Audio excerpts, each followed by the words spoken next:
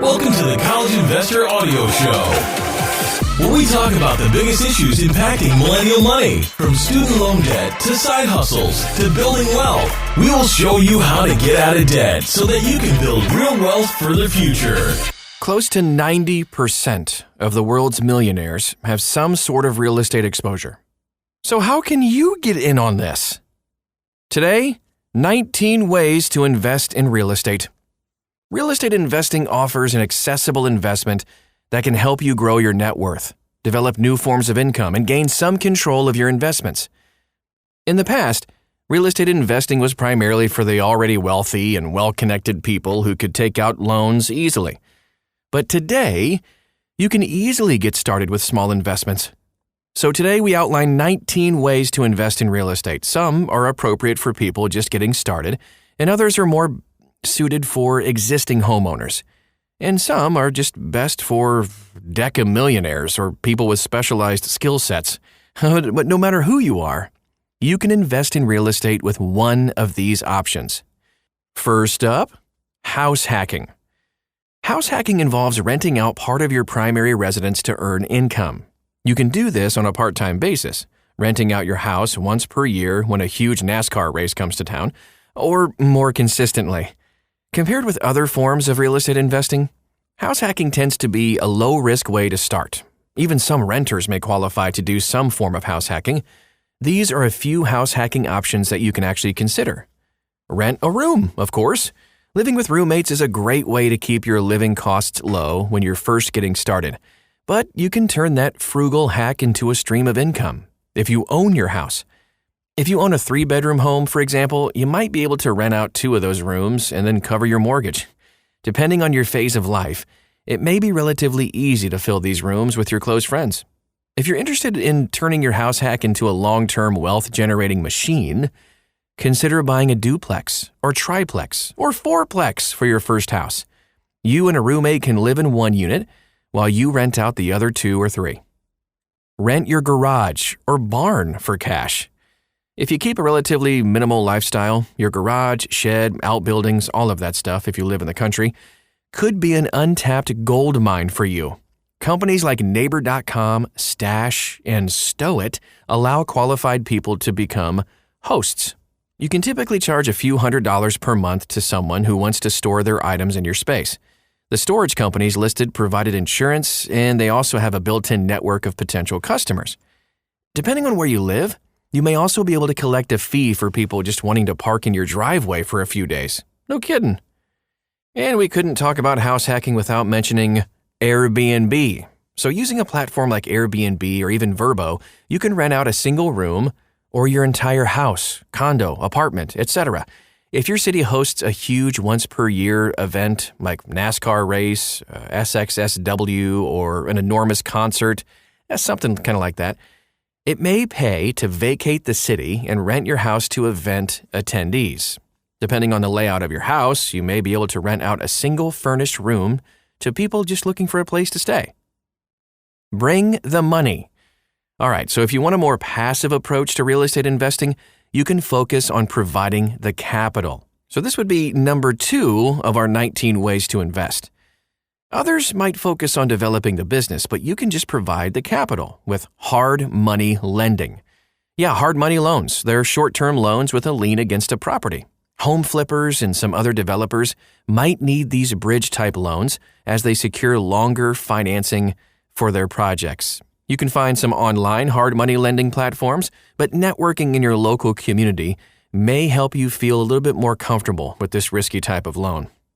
Real estate investment trusts, or REITs. We talk about these a lot, but REITs are a portfolio of real estate investments held to generate cash flow or appreciation. Publicly traded REITs often invest in commercial real estate like storage and office buildings across a geographically diverse region. Public REITs can be bought and sold through your brokerage. Private REITs are less liquid, and you might be required to hold them for a few years. Private REITs may emphasize land development, large rental properties, or even some other types of investment. Companies like Fundrise offer private REITs. You can check out their review at thecollegeinvestor.com. Real estate syndications. Syndications involve a group of people co-investing to buy a large real estate deal. A proliferation of online companies makes investing in real estate syndications easier than ever. Some of these companies you can actually dip your toes into investing with just a few $100. Farmland investing. This is kind of the newer kid on the block. But farmland investors buy land and then just rent it out to farmers who provide the equipment, seed, and other inputs. You may not be an expert in finding farmland, but companies like Farm Together and Acre Trader can help you find and market your farmland. Way number 3 in our 19 ways to invest in real estate: real estate as a business. Real estate as a business offers one-time or even ongoing ways to make money through real estate. These investments aren't completely passive. You'll have to do work to find properties, market them, and then just, of course, keep them up. However, a comprehensive business plan can lead to more than spare cash. In time, many of these options can lead to semi-passive income streams that could cover full-time living expenses. House flipping. HGTV has made house flipping seem like a glamorous business where it's easy to make money. It involves buying a house at a low price, fixing it up, and then selling it for a profit. But as a current house flipper, let me assure you that the money-making part isn't easy. Finding deals on real estate can be a challenge, and the repairs may cost more than you expected, even if you're experienced with renovations. Plus, you have to deal with permits, licensing laws, and other local matters. Talk with local house flippers before you jump into this business. This type of due diligence can keep you from getting caught in bureaucratic red tape and overpaying for homes that likely have problems that are common in your area. Long-term single-family homes is another way to do this. Buying a single-family home and then just renting it out for a year or more can provide good, stable cash flow. If you currently own your house, next time you consider a move, check the rental prices in the area. If you can earn a profit by renting out the house, you might as well just keep it. After a few moves, you may have a tidy portfolio of homes that will be paid off by renters over a few decades. Be sure to consider maintenance and vacancy costs when considering whether to keep or buy a single-family home. Companies like Roofstock make buying and managing single-family homes very easy. Small multifamily is another way to go, which we mentioned with house hacking a little bit, but this is duplexes, triplexes, and quadplexes, which allow you to buy one property with a conventional mortgage, but you can turn each unit into an income stream. In many markets, small multifamily homes offer the best chance for real estate investors to earn profits.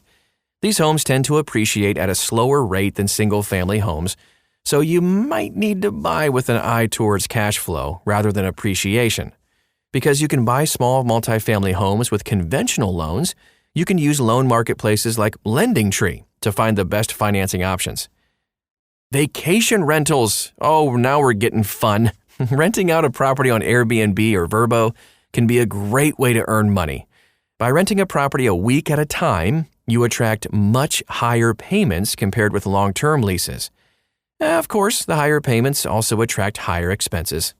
Tourists are much harder on a home, and you will have to pay someone to clean the house between guests, unless you plan to do that yourself.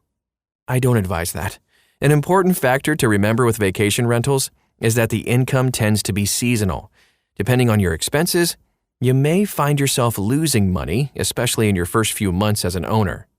Budget Girl has a great video series on her profits and losses as an Airbnb host. You can see that at thecollegeinvestor.com. Commercial real estate. So commercial real estate involves buying properties for office, retail, medical, and of course other commercial uses. Typically, you rent out this space to businesses rather than individuals. You might want to test the waters in this space if your own business needs a physical location. If you're a dentist, for example, you might want to buy a medical building for your practice. An owner of a hair salon might buy a building with retail space and rent out the other units to tanning salons, restaurants, and other related businesses. Loans for commercial spaces can be difficult to obtain unless you have a track record as a profitable business owner. Industrial real estate. Similar to commercial real estate, industrial real estate investing involves buying real estate and renting it out to other businesses. In most cases, Industrial real estate buildings can accommodate manufacturing, printing, or other large equipment processes. Your tenants may have specialized needs like cooling for server racks or loading docks for their products, etc. Land development is another way. Land development involves buying raw or unimproved land and then just enhancing the value by adding commercial or residential buildings. Land developers often need to work closely with city planners, environmental engineers, and general contractors to see their work to fruition. A land developer may see an option for a mixed-use business, retail, and residential area, but they need to get the city's approval before building it. This can be challenging to do on your own, but real estate syndications provide one avenue to participate in this valuable work. Land for resource extraction. This is pretty cool. Investing in land for resource extraction is different than most other forms of investing. The resource of value is claimed through mineral or drilling rights rather than direct land ownership. So say you have a chemical engineering background or some experience in the gas and oil industry, you might be able to acquire land and resource rights on your own. Others may prefer to invest in resource extraction using a master limited partnership. You can dig deeper on that, by the way, at thecollegeinvestor.com. I know I'm saying that a lot, but we have a lot of resources there, so I have to. Now let's talk about land flipping.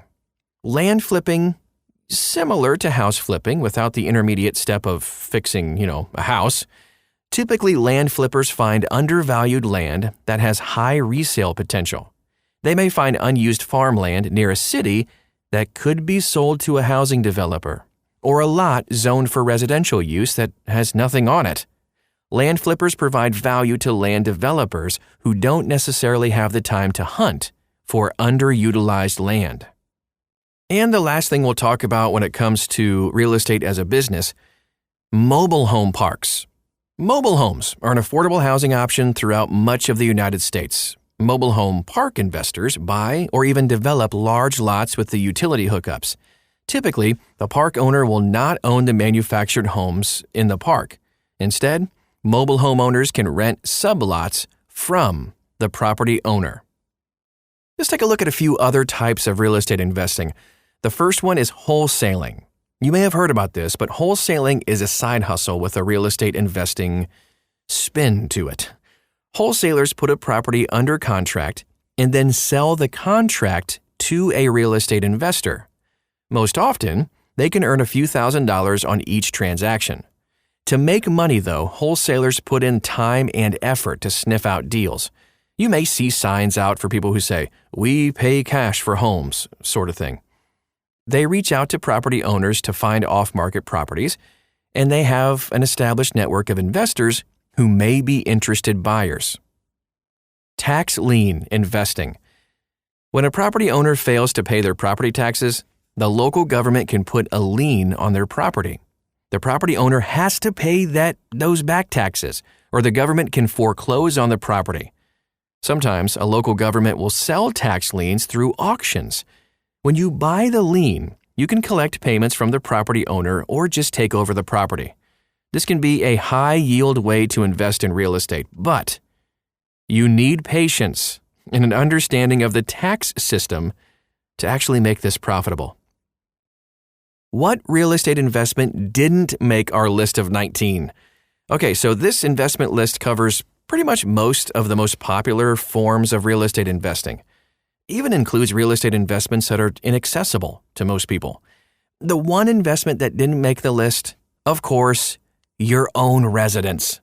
Home ownership can help boost your net worth, and we recommend multiple strategies to turn your house into an investment. But by itself, home ownership isn't an asset. Owning a home is expensive. You have taxes, insurance, mortgage payments, repairs. Most people don't live in one house long enough to pay off their mortgage. So the cost, when you run all of the numbers, is comparable to or even more than renting. Of course, you can get lucky. You may make a tidy profit when you sell your house, particularly if you do a live-in flip. But most people shouldn't count on their primary house as a cornerstone of their investment property.